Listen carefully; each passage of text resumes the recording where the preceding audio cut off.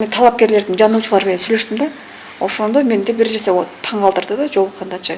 Айрым талапкерлердин жандоочулары эгерде Адахан Мадумаров президент болуп калса эмне болот деген суроолор берип аттым да мен. Десем, көбү сизден коркушат экен да. Эгерде биз Адахан Мадумаров президент болуп калса анда биз өлдүк деп атпайбы? Эмне десе мындай ошону эмне себептен мындай болушу? Коррупция өлөт да, ошондо өлөт да алар.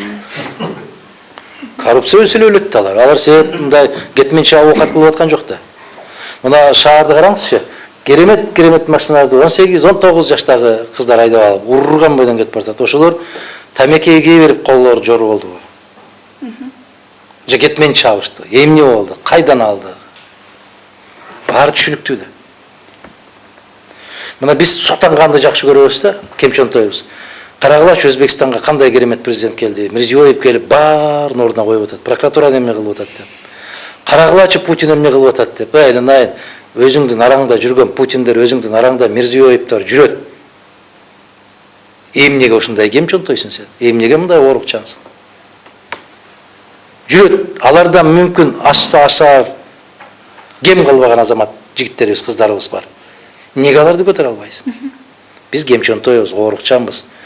Мына кече кайдан жайдан алып келип, эчен акчаларды алып келип төлөтүп, Стивен Сигалды сүйлөттүрүптүр, уктум мен, көргүлөкмүн. Дүйнөдөгү башка буддисттердин бир символу.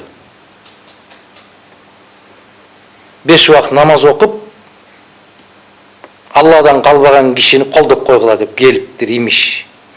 Өзбекстан. Кыргызстанга. Өзбекстанга сырттан киши келип, ушуну президент кылып койгула деп айта албайт, айттырбайт дагы алар. Жалгыз ээси жок кыргызга гана айтылат.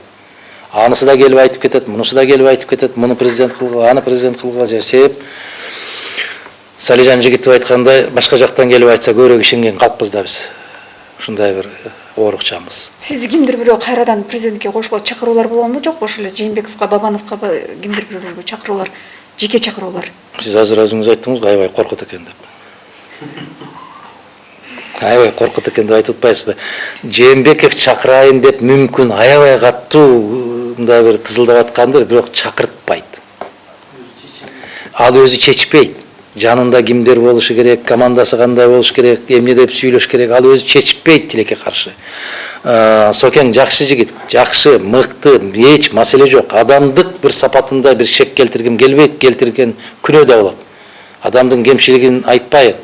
Мен саясаттагы тутунган жолун гана айтып атам. Ал өз алдынча эч качан маселе чечпейт. Чечкен да эмес. Өз алдынча маселе чечкендердин баары саясатта көп турбайт. Бийликте көп турбайт, саясатта турат, бийликте көп турбайт.